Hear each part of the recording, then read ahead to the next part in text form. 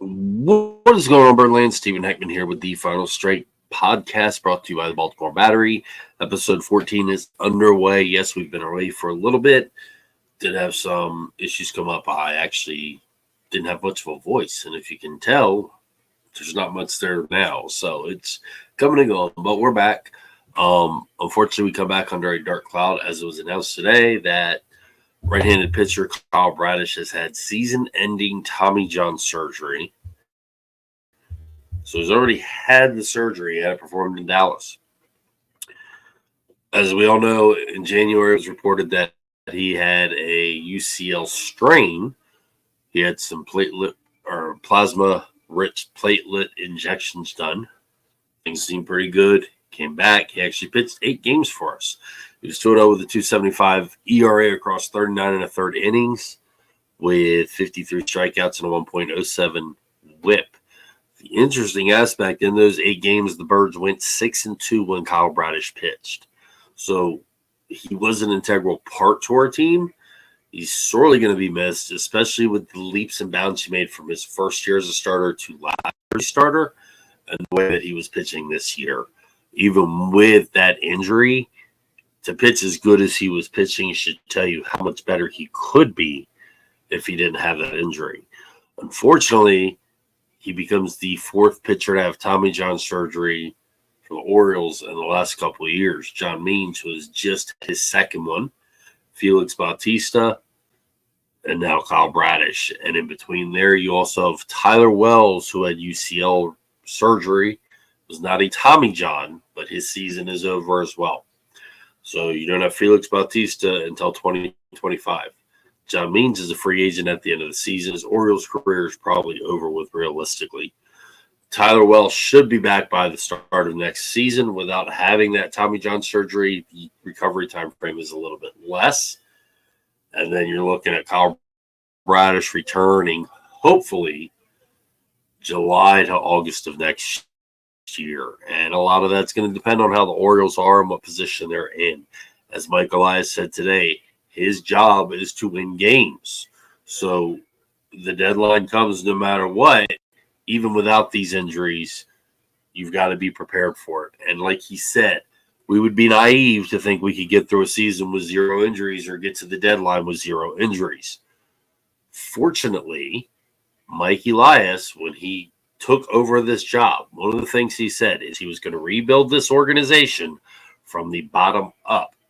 And that's exactly what he's done. He has brought in a deep prospect pool all the way down to our rookie leagues. And yes, I know Zach's probably smiling right now when I say that. So speaking of, don't forget to catch his podcast, First Flight, which usually comes out on Mondays. But anyway, back to what I was saying.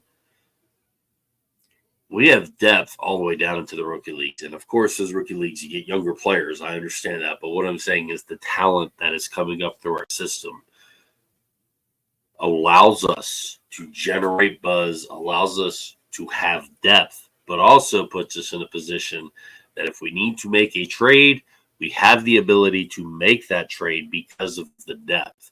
Now, some players that might be on the block, especially now that we're going to be looking for a starting pitcher, and there are some out there. We're going to be looking for a reliever because it was also announced that unfortunately Danny Coulomb had bone chips removed from his elbow, which that's happened quite frequently with many pitchers throughout the year. So it's not a new procedure. It's just a procedure, unfortunately, it takes a little time to recover from. You're probably looking mid to late August, possibly September, before we see the veteran lefty again. So 2 blows in one day, not exactly a fun thing. But back to what I was saying. We will probably be looking for a starting pitcher, a reliever, possibly a center fielder, especially with Cedric Mullins having such a down year. Kind of reminds me of the time he was actually sent back down to AAA and then AA before he came back and had a strong season, followed that up with a 30-30 season. So we'll see what happens. Cedric Mullins has been a complete part of this rebuild. He has been a leader.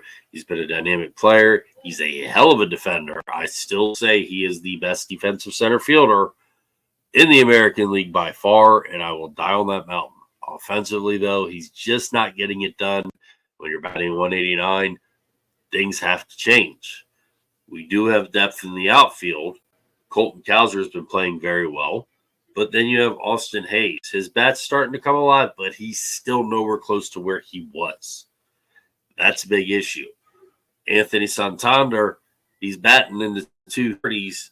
Problem is, he's striking out a lot and popping up a lot, especially in key situations. Now, the guy's got 9 home runs through June, which leads all of Major League Baseball. So he's in one of those Tony Taylor's hot streaks, which you can see his batting average rise. So we'll see what happens going forward. But we've got to do something right now about center field. Colton Cowser can play some center field, but he's better suited in the corner outfield spots. Kyle Stowers was actually sent down today, and we brought Matan back, or we purchased a contract of Matan, who plays infield and outfield. Here's where things get interesting. As Jorge Mateo has actually had a pretty good season, has been playing second base a little bit more. So that whole super utility playing thing is kind of gone out the window a little bit because we've needed him at second base more. Jordan Westberg, who was actually nursing a contusion tonight, has been playing a lot more third base and then moves to second base when Mateo is off. That brings in Ramon Urias, who is not having himself a wonderful season, not a horrible season, but he's having crucial mistakes at opportune times. So there are places to upgrade on the team. There are players that I know everybody's claiming to get rid of. Ramon Urias, Keegan Aiken. I know a lot of people who are fed up and done with Keegan Aiken.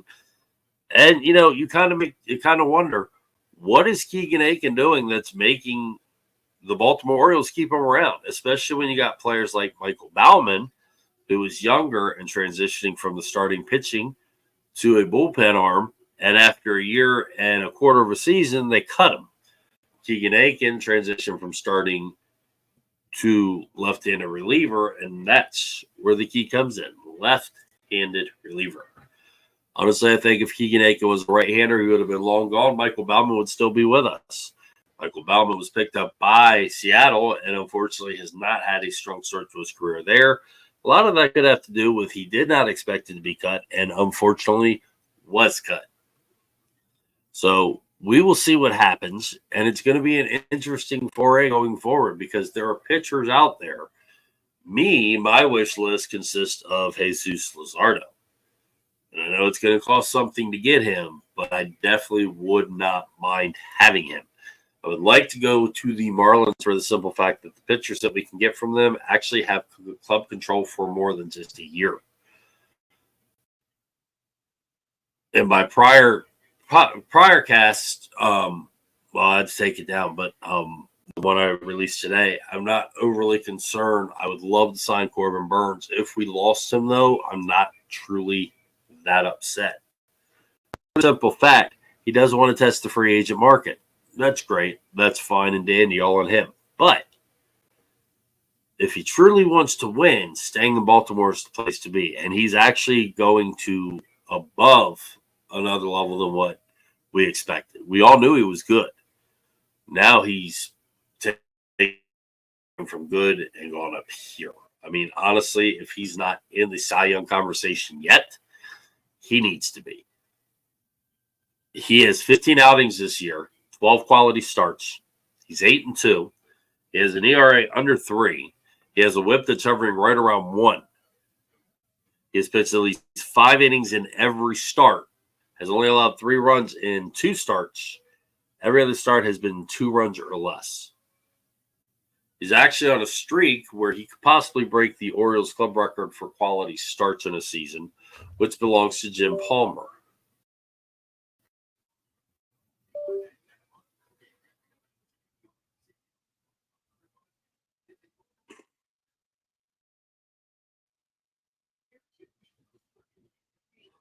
Which belongs to Jim Palmer. So we will actually see what happens going forward out there and have that game, where everything's been going right, and then all of a sudden they just get berated. I mean, it happened the other day with the Zach Wheeler. giving up 6 home runs all season long, and the Orioles hit 4 home runs off him in 4 innings. It happens. Pitchers are always doing bad games. And it's funny, as somebody who has pitched in the past, a lot of things actually affect that. The air, the humidity, the coolness, the dampness. There's so many things that affect it, whether it's the ball, whether it's you're sweating, whether it's you're not sweating, whether it's bitter cold, whether it's hot. And those things actually tighten, loosen, make the ball heavier, make the ball lighter. Sweat changes your grip. If your fingernails are too long, if they're not long enough, if you have a hangnail, so many things affect how a pitcher can pitch a ball. Yes, it takes talent. Yes, it takes skill, but there are a lot of things that can actually interfere, and the good pitchers know how to actually adjust and work with that. That's something that Grayson Rodriguez has been able to do this year, which is great because the growth that he has made from last season to this season is phenomenal. Losing a player like Kyle Bradish hurts. It hurts big time because he has been an excellent member of our team since he's been brought to us in a trade with the Angels. But his growth just from year 1 to year 2 was amazing. He had 4 starts last year where he gave up more than 3 runs. 4 starts. He had an ERA under 3.25. He just was it. He was our true ace last year. You could count on him to go out there and give you those 6 innings. You could count on him to go out there and keep you in every ball game. And usually he would give up less than 3 runs. Grayson Rodriguez has taken that next step that Bradish took last year. Grayson learned a lot from his demotion last year to when he came back, where he was one of the best pitchers in the majors upon his return. He's taken that to a new step and a new direction this year. His preparation has improved. His knowledge of the game and how to approach hitters has improved. One of the things that I said last season about Grayson Rodriguez was that he had to learn that power fastball that reaches triple digits doesn't scare people up here. Down in the minors, it might have, but up here, they're just licking their chops waiting for it. Those secondary pitches are what's going to make or break a pitcher. And I tell you, a guy who throws 100 and 101 miles per hour to have a curveball or a breaking pitch, changeup, cutter, a swerve, a slurve, whatever. If you can go from 100 miles an hour down to the high 80s, low 80s, mid 70s, you're going to accomplish a lot. Look at Justin Verlander. He's got a changeup that actually has hit 50 miles an hour, and the guy can throw 96. I mean, outside of CC Sabathia, it's got to be one of the best changeups that you can ever see. Go from 96 miles an hour to a guy throwing 56 miles an hour and see how easy you can adjust to it. It's really impressive. Casey, one of our new writers at thebaltimorebattery.com, wrote an article talking about the injuries of the pitchers across the major leagues. And it's an interesting article, so please make sure you head to thebaltimorebattery.com and check it out. There are some interesting aspects and stats in there, even talking about the different grades of UCL injuries, what does require Tommy John surgery, what doesn't, things like that. But there's also some stats in there that talk about how much time the average fastball takes to get to home plate and how much time an athlete, because you have to be an athlete to do this, but an athlete has to determine if it's a pitch worth swinging at or not. And it's a matter of inches, because if you just get under that ball, you're going to either pop it up, get on top of it, you're going to ground it down. But if you get in that sweet spot, you're going to make something happen. And it's a wonderful article. It really is. It's a great article to read. Justin has an article about the preview for the Yankees series, which, of course, unfortunately, the Orioles dropped last night. It was a good game, though. It really was. It wasn't a horrible game. It was a good game. Suarez didn't pitch exactly well. 5 walks, hit a batter. All the runs were scored basically off walks and hits batters. That's walks will come back and haunt you, and they did. It'll be interesting to see what happens tonight, especially since Aaron Judge was plunked. The Phillies threw at Gunnar Henderson. Yeah, I know people are going to argue with me, but I watched it over and over again. The pitcher, when the ball flew over Gunnar Henderson's head, that was not a slip. It was not a slip at all. But Jordan Westburg's hurt. The other day when Jordan Westburg got hit, that pitch was too far inside, and you can see how the pitcher aimed it. So, I don't know. I've watched enough pitching in my lifetime to tell when a pitcher is aiming in a certain direction or when a ball slips. What's funny is you can watch a pitcher's reaction after and gauge a lot just from that. So those are some of the things that, we're bringing forward. Basically what I want Birdland to understand is there is no time to panic. Yes, it's good to be upset and concerned and worried, but it's a 162 game season. This month alone, we've already won 12 games. We're 12-6, 18 games in a 30-day stretch. So there's 12 games left. You go 6-6, you have an 18-12 month, a hell month, a month that we didn't have time off. We also are one of the only teams that have had played. Every team since the middle of May has had been 2 games or less under 500. So that means almost every team we've played, with the exception of a couple, have pretty much been 500 or better. And the Orioles are showing that they're capable of beating all these people. And that's what people need to pay attention. Even with the loss of Tyler Wells, John Means, Dean Kramer being out, Danny Coulomb being out, now Kyle Bradish being out, which he was out before. We got through with Grayson Rodriguez being out. What I'm saying is this team is designed to persevere. This team has some depth. Now, I'm not saying it's going to happen and fall into place and we're magically going to win a World Series because of it. I would love it to. But it's a team that is built and ready to compete for a World Series. And that's what people need to understand. Those are the things that people have to look at the reality of the situation and say, hey, yeah, it's bad news, but you know what? This is an opportunity for us to, A, find a pitcher we can keep around for a couple of years, B, check out what we got in the minor league system, and C, have some fun in the process. So I'll tell you what, it's exciting watching Cade Povich. Guy's pitching a pretty decent game right now. He's pitched pretty decently in his first 2 starts. His last start was an exceptional outing. There's a lot of promise with Povich, and it's really interesting because another one of those trades, Julio Rodriguez, where we have Cano that's involved in it. Now we're seeing Cade Povich up there. One of the other pitchers in that trade, Nunes, I think is his name. He's actually having a pretty decent season down in Aberdeen.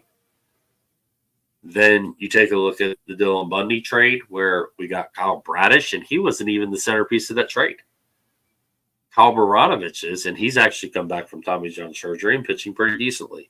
So if we can get him where he's supposed to be, and he's supposed to be better than Kyle Bradish, Lord, could you imagine the rotation we can put forth? So don't worry. It's all right, Birdland. Get a little upset, get a little frustrated, then exhale. No, it's a long season. No, Mike Elias isn't just going to let things go and not do anything about it. Know that we have the depth and the opportunity to go ahead and get through this with perseverance. On that note, Birdland, we're going to call it a night. I want to thank you all for stopping by and listening. It's been a wonderful treat having you here, and I couldn't be where I am without you all. 2 seasons in, we're on our 14th episode of season 2. It's just fun and enjoyable, and I love being able to share and talk with you all. So be on the lookout because we're going to actually get into a live broadcast, whether it be on TikTok or YouTube, but we're going to have you all join in so you can ask questions, make some comments, and we can respond to them. I think it's going to be fun. Want to thank and give a big shout out to the Baltimore Battery. Without the Baltimore Battery, I wouldn't be here either. Baltimore Battery gave me the opportunity and the platform to actually be able to write and now get on here and express and help get information out to Birdland, whether it be here or on TikTok. So you can find Baltimore Battery on X, formerly of Twitter, and TikTok. Their handle is at the More Battery. You can find me on X and TikTok at SRJ Heckman. Find me on YouTube at Stephen Heckman 1131. You can also find the Final Strike on X at the Final Strike _. Don't forget also to check out Zach Bucklew's podcast, all about minor leagues. Usually comes out on Mondays. It's called The First Flight. Definitely something to check out. It's going to be coming up soon where Zach and me are going to have a collaboration again. We have a great time when we talk and we're together. Also want to get Jason Benowitz back on here. Going to get Justin on here. Probably going to get Casey on here. We're going to get Jared on here. RJ. I'm actually going to try and get a few other guests on here too. So we want to have some fun and expand this. Take it step by step. Your all support is what's going to make this happen. And I want to thank every one of you for doing that. Also want to give a big and special shout out to Scooters for Rent. Scooters for Rent helps keep the lights on, the electricity going, and everything like that as well. They are my sponsors. Remember, if you're in the Maryland or Delaware area on the Eastern Shore and you're looking for mobility equipment, that's handicap mobility scooters, electric wheelchairs, manual beach wheelchairs, or lift chairs. Call Scooters for Rent at 302-280-6203. Be sure to tell them that Stephen Heckman from the Final Strike sent you. Looking forward to you getting your mobility needs answered. They are, after all, the fun alternative to walking. As always, Birdland, keep that beer cold. And until next time, I want to wish you a wonderful evening and peace out.